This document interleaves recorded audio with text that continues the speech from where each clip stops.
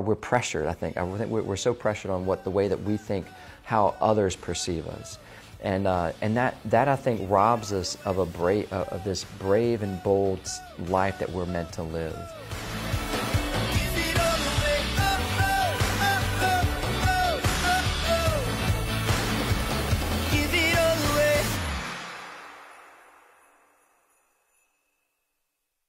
There is such a struggle around us, a pressure that is coming not from God, of these expectations of what we're meant to look like in our lives, how we're meant to live our life and our relationships, and there is this undue pressure that is this place that we welcome.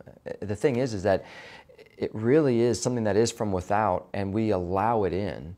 And because of that struggle, it cripples us in our relationship along the way. I think a lot of times we're so focused on how others see us that we don't stop and wonder or look at and ask, God, how do you see us? And I think that's what's, Facebook is fun, right? And you can catch up with old friends and post pictures of your family and all this other stuff and the foods that you eat. But it's always your best face forward.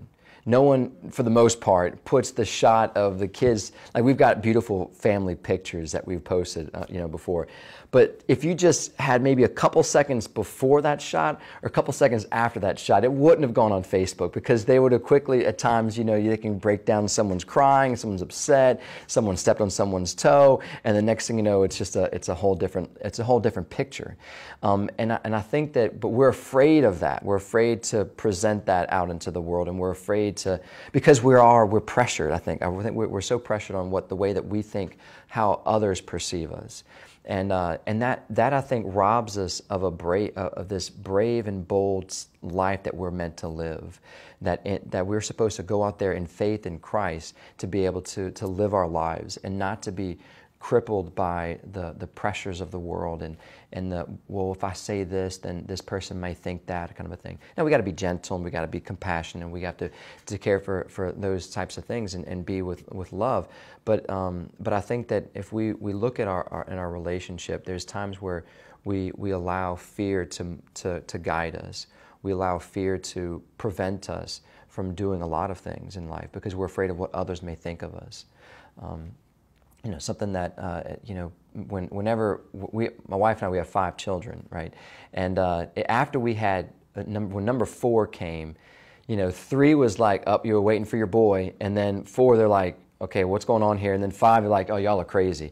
And it's like this idea of like, well, we're stepping away from the norm of maybe the 3 or 2 children that maybe if the people think a family should have, without even really consulting, well, how many children does God want us to have? That's where we should be, not necessarily where the world thinks we should have, how many children we should have, but how many children does God want us to have? I always say that when we're talking to engaged couples, I'm like, try not to think about like, oh, I want to have this many children or whatever. Put it into God's hands. Like, ask God, how many children, God, do you want us to have? And that answer is going to come over the course of your marriage together. That's not just going to come before the wedding day. It's going to take time for you to discern that, because right now He might be opening your heart and you might be feeling, I want a lot, and then all of a sudden when you get down to it, it may be difficult, and then you might say, well, let's just pace it out one at a time. And so I think that's the thing. Coming back to what before was the idea of being afraid and allowing that, not allowing that fear to rob us of the identity that we have in Christ. And I think that when it comes to in relationships, if we can trust more in God and allow His truth to really rule the day, that we'll see a peace and a joy that the world can't bring.